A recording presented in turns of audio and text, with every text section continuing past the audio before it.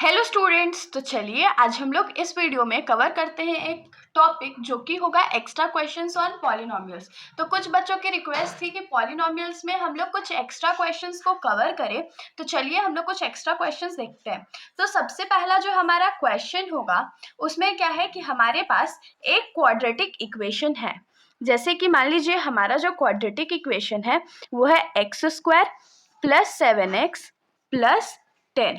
अब इस क्वेश्चन में हम लोग को क्या बोला जा रहा है ना कि सबसे पहले हम लोगों को इस क्वेश्चन का जीरोस फाइंड करना है। जीरोस मतलब कि x का वैल्यू फाइंड करना है और उसके बाद हम लोग को ये वेरीफाई करके बताना है उसका कोएफिशिएंट्स का रिलेशन। तो कोएफिशिएंट्स का रिलेशन तो हमने पूरे चैप्टर में पढ़ा है, फिर भी एक क्विक रिकैप हम लोग करेंगे। तो सबसे पहले हम लोग क्या करते हैं, इस इक्वेशन का या इस पॉलिनोमियल का जीरोस फाइंड कर लेते हैं। तो x का वैल्यू फाइंड करने के लिए हम लोग क्या करेंगे, सबसे पहले मिड टर्म स्प्लिटिंग करना है ना। तो कांस्टेंट टर्म और x के कोएफिशिएंट, यहाँ पर x का कोएफिशिएंट कुछ नहीं है मतलब 1 है, तो उसको मल्टीप्लाई कर लेते हैं जो कि 10 1 जा 10 हो जाएगा। अब 10 को क्या करेंगे तो प्राइम फैक्टराइज करेंगे। प्राइम फैक्टराइज हो गया। अब प्राइम फैक्टराइजेशन करके जो हमारे पास प्राइम वैल्यूज आ रहे हैं उसके साथ हम लोगों को कुछ ऐसा करना है कि हमारा जो आंसर है वो 7x के बराबर हो जाए। तो अगर हम लोग 5 में 2 ऐड करेंगे तो कितना होगा, वो 7 होगा। और क्योंकि हम लोग को x चाहिए तो ये 5x + 2x हो जाएगा। तो हम लोग क्या लिख सकते हैं, x² + 5x + 2x + 10। तो पहले दोनों जो टर्म्स है उन दोनों में हम लोग क्या कॉमन ले सकते हैं, तो सिर्फ x कॉमन ले सकते हैं ना। तो यहाँ पर क्या बचेगा, x बचेगा प्लस यहाँ पर क्या बचेगा तो 5 बचेगा, क्योंकि एक x था वो तो बाहर ही चला गया, प्लस इन दोनों में हम लोग क्या कॉमन ले सकते हैं, तो 2 कॉमन ले सकते हैं। तो यहाँ हमारे पास क्या बचेगा, x बचेगा प्लस 2 के टेबल में 10 कितने बार में आता है, 5 बार में आता है। अब देखिए ये दोनों जो ब्रैकेट है वो सेम आया है, मतलब कि हमने जो कैलकुलेशन किया है वो एकदम करेक्ट किया। तो इन दोनों ब्रैकेट को हम लोग बाहर ले लेते हैं। तो हमारे पास दूसरा ब्रैकेट में क्या बचेगा, x + 2। तो हम लोग यहाँ लिखेंगे लेट x + 5, मतलब एक ब्रैकेट को हम लोग पहले जीरो करते हैं एंड फिर दूसरा ब्रैकेट को भी हम लोग साइड बाय साइड जीरो कर देते हैं। तो यहाँ से x का वैल्यू हमारे पास क्या आएगा, -5 आएगा, और यहाँ पर x का वैल्यू हमारे पास क्या आएगा, -2 आएगा। तो भाई कैसे -2 आ रहा है, क्योंकि 2 इस साइड लेफ्ट साइड में प्लस में था तो राइट साइड जाके वो माइनस हो गया है। सेम इसके लिए अभी भी अप्लाई होता है, x के साथ ये प्लस में था तो राइट साइड जाके वो माइनस हो गया। तो यहाँ हम लोग क्या लिखेंगे, लेट अल्फा = -5। पहला रूट को हम लोग क्या मान रहे हैं, -5 मान रहे हैं, और बीटा जो है उसको क्या मान रहे हैं, -2 मान रहे हैं। अब हम लोग क्या करते हैं, हम लोग को कोएफिशिएंट्स के साथ रिलेशन भी वेरीफाई करना था ना। तो हम लोग लिखेंगे वेरिफिकेशन। तो वेरीफाई कैसे करेंगे, तो हम लोग क्या जानते हैं कि सम ऑफ जीरोस जो है वो कितना के बराबर होता है, तो -b/a के बराबर होता है ना। तो -b/a हमारा सम ऑफ जीरोस के लिए क्या हो जाएगा, माइनस। अब इक्वेशन पे वापस आइए। तो इक्वेशन में हम लोग लिख लेते हैं क्या क्या वैल्यूज है हमारे पास। हियर a का वैल्यू क्या है, a क्या होता है हमारा, x² का कोएफिशिएंट तो 1 है, तो a = 1 है। b का वैल्यू 7 है और c का वैल्यू 10 है। तो -b/a है तो -7/1 हो जाएगा, जिसको हम लोग -7 लिख सकते हैं ना। अब लेकिन हम लोग क्या जानते हैं, सम ऑफ जीरोस क्या होता है, अल्फा + बीटा भी। तो क्योंकि दोनों जीरोस था और दोनों को ऐड करना है तो सम ऑफ जीरोस तो अल्फा + बीटा होगा। तो अल्फा + बीटा का हम लोग क्या लिख सकते हैं, -5 + -2। तो ये क्या हो जाएगा, -5 ± -2। तो ये क्या हो जाएगा, -7। अब देखिए सम ऑफ जीरोस और अल्फा + बीटा हमारा सेम आया ना। तो हम लोग यहाँ से क्या लिख सकते हैं कि देयरफॉर सम ऑफ जीरोस किसके बराबर है, अल्फा + बीटा के बराबर है, जो कि -7 के बराबर है। सम ऑफ जीरोस जो हमारा है वो वेरीफाइड हो गया है। लेकिन जो नेक्स्ट हम लोग को वेरीफाई करना है वो क्या है, प्रोडक्ट ऑफ जीरोस है। तो हम लोग क्या लिखेंगे, प्रोडक्ट ऑफ जीरोस। तो प्रोडक्ट ऑफ जीरोस का फॉर्मूला हमारा क्या होता है, c/a होता है। तो c का वैल्यू हमारे पास क्या है, 10 है, और a का वैल्यू क्या है, 1 है, तो इसको हम लोग 10 लिख सकते हैं। लेकिन हम लोग क्या जानते हैं, प्रोडक्ट ऑफ जीरोस क्या होता है, अल्फा × बीटा होता है। तो अल्फा का वैल्यू क्या है हमारे पास, -5 है, इंटू बीटा का वैल्यू क्या है, तो -2 है। तो माइनस माइनस प्लस हो गया, तो माइनस तो हट गया, 5 2 = 10 हो जाएगा। तो देखिए यहाँ पर हम लोग का जो प्रोडक्ट ऑफ जीरोस था और अल्फा बीटा का जो वैल्यू था दोनों सेम आया है ना।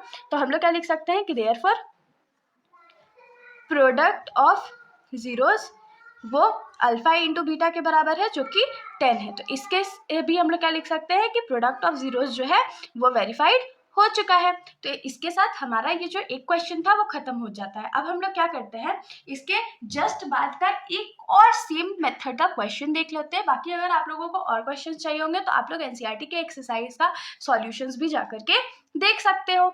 तो चलिए हम लोग नेक्स्ट क्वेश्चन पे आते हैं। तो मान लीजिए कि हमारा सेकेंड क्वेश्चन है एक्स स्क्वायर माइनस थ्री। तो एक्स स्क्वायर माइनस थ्री जो है उसको तो हम लोग मिड टर्म स्प्लिटिंग के हेल्प से फैक्टराइज नहीं कर सकते हैं ना।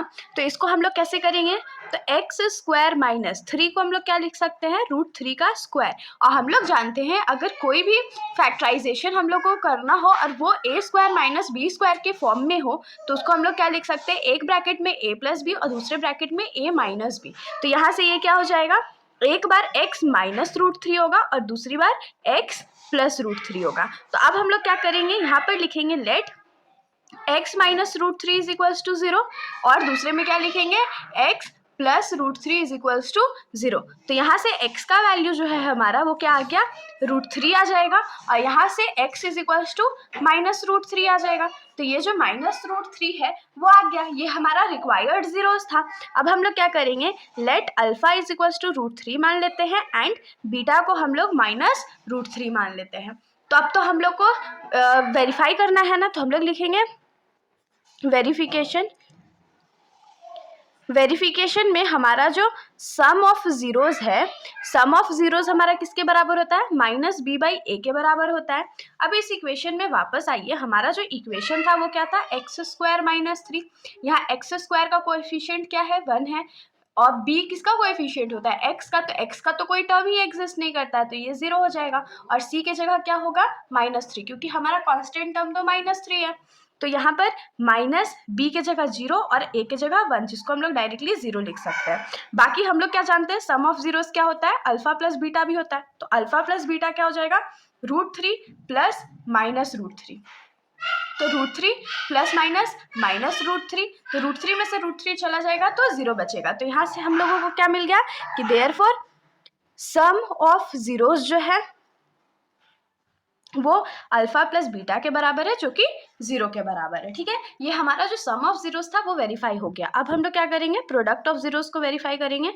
तो product of zeros is equals to क्या होता है, c बाई ए होता है। तो c का वैल्यू हमारा क्या है, माइनस थ्री बाई वन है, जिसको हम लोग माइनस थ्री लिख सकते हैं। बाकी प्रोडक्ट ऑफ जीरोस हमारा क्या होता है, अल्फा इंटू बीटा भी होता है। तो अल्फा का वैल्यू हमारा क्या है, रूट थ्री है और बीटा का वैल्यू माइनस रूट थ्री है। तो प्लस माइनस माइनस और root three into root three हो गया। तो अल्फा और बीटा वैल्यू भी आ गया।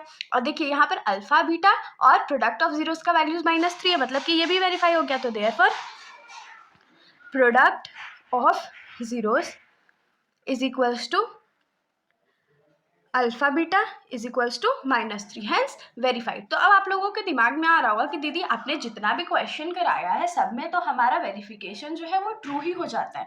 अगर मान लीजिए कभी कभी क्या होगा ना एग्जाम में कि क्वेश्चन थोड़ा ट्रिकी आ जाएगा तो उसमें बस सर क्या करेंगे कि प्रोडक्ट ऑफ जीरोस जो देंगे आप लोगों को, उसमें बोल देंगे कि ये और ये आपका जीरोस है, वेरीफाई कीजिए रिलेशन। तो हो सकता है वेरीफाई रिलेशन ना हो, क्योंकि अगर रूट का वैल्यू सही नहीं होगा तो वेरीफाई रिलेशन कहाँ से होगा। तो वहां पर घबराना नहीं है, कभी कभी क्वेश्चन ऐसे भी आते हैं। तो चलिए हम लोग थोड़ा सा एक टाइप का क्वेश्चन और देख लेते हैं जिसमें हम लोगों को जीरोस तो गिवन होंगे और हम लोगों को क्वाड्रेटिक इक्वेशन फॉर्म करना होगा। मान लीजिए कि हमारा जो जीरोस है पॉलिनोमियल का वो क्या है, माइनस थ्री है और टू है।